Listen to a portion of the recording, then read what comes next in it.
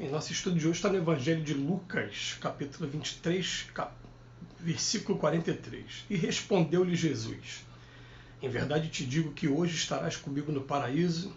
Emmanuel comenta na lição 81 do livro Pão Nosso, no paraíso. À primeira vista, parece que Jesus se inclinou para o chamado bom ladrão através da simpatia particular, mas não é assim. O mestre, nessa lição do Calvário, renovou a definição de paraíso. Noutra passagem, ele mesmo asseverou que o reino divino não surge com aparências exteriores.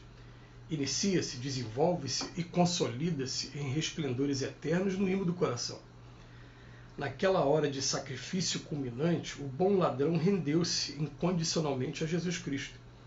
O leitor do Evangelho não se informa com respeito aos porfiados trabalhos e às responsabilidades novas que lhe pesariam nos ombros, de modo a cimentar a união com o Salvador. Todavia, convence-se de que daquele momento em diante o ex-malfeitor penetrará no céu, o céu. O símbolo é formoso e profundo e dá ideia da infinita extensão da divina misericórdia. Podemos apresentar-nos com volumosa bagagem de débitos do passado escuro ante a verdade.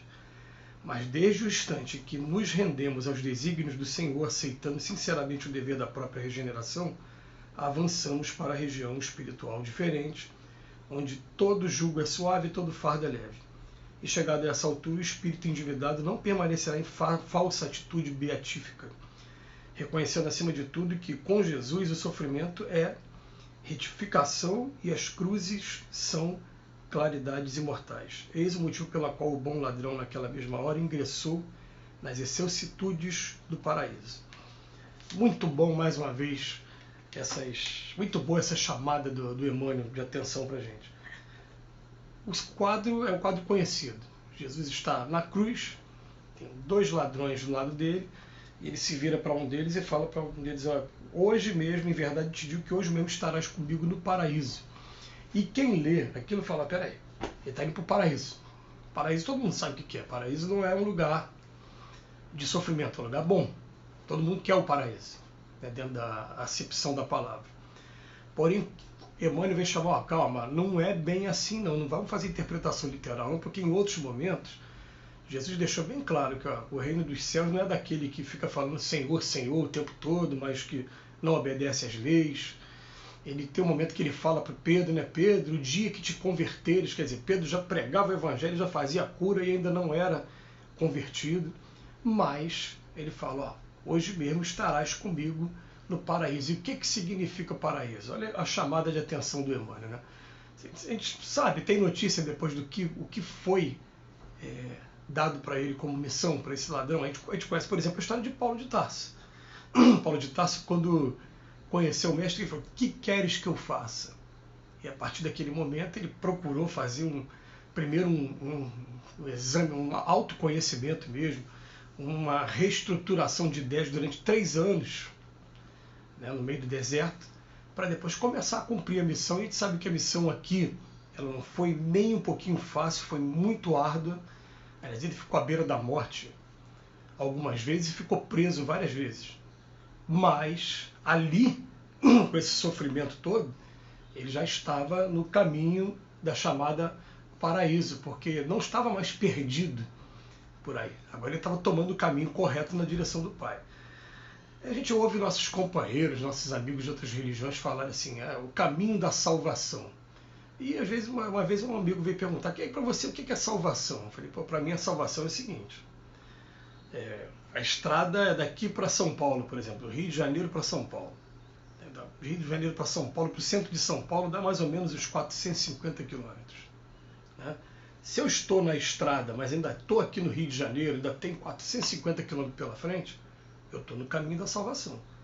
Agora, se nem na estrada eu estou ainda, se eu estou no acostamento, se eu tomei um outro caminho que está me levando para daqui a pouco vou ter que voltar tudo de novo e tomar esse caminho, que o caminho correto é esse, essa não é a estrada da salvação. Então, vamos no sentido figurado, a partir de agora, para falar assim: o que seria o paraíso? O paraíso ainda não é o ponto final, não, porque a gente tem notícia o tempo todo que os espíritos que estão no paraíso, eles não param de trabalhar, eles estão cumprindo missões 1000 por aí, estão sendo convocados por mestre para ir aqui, acolá e cuidar de um monte de situações. A gente tem notícia de que Maria, por exemplo, mãe de Jesus, são vários espíritos que confirmam. Maria hoje ela ela coordena uma colônia, um lugar que recebe os maiores criminosos da Terra e os suicidas. Olha o trabalho que Maria desempenha. Trabalho nobre, mas trabalho que a gente sabe, comparando com os presídios que a gente tem aqui na Terra, a gente imagina a dificuldade que é você fazer esse trabalho, mas faz com amor e ali é o paraíso dela. Aliás, o paraíso de mundos como o nosso, a gente vai traduzir o quê? A gente não está mais perdido nesses vícios que desonram esse planeta, desonram a grande maioria dos habitantes, você está cumprindo missões de ajuda, de educação, de salvar. Isso é um trabalho, é um paraíso, segundo o estudo de Emmanuel aqui, que a gente viu hoje.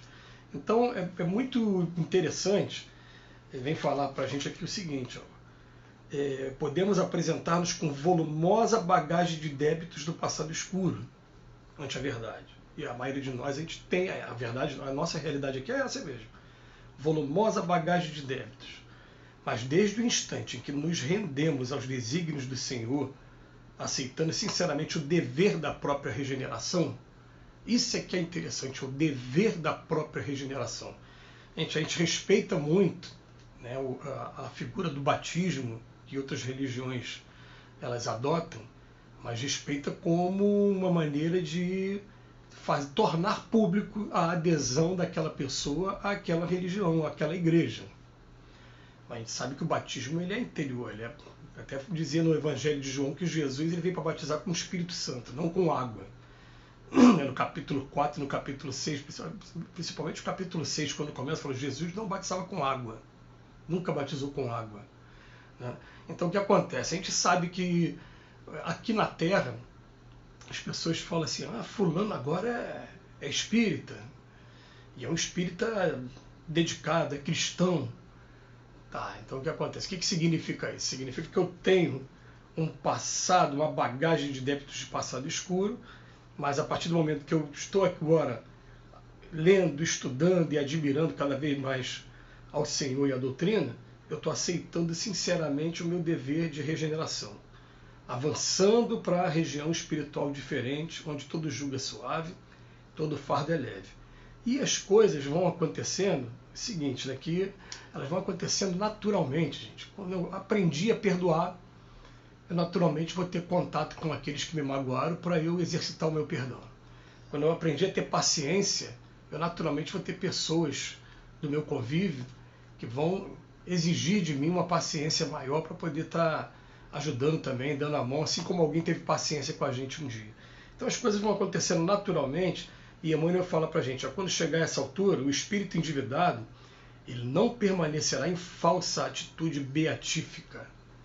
Por que ele está usando essa falsa atitude beatífica? Acho que o pessoal vai para o paraíso e chegou lá, eu vou descansar agora.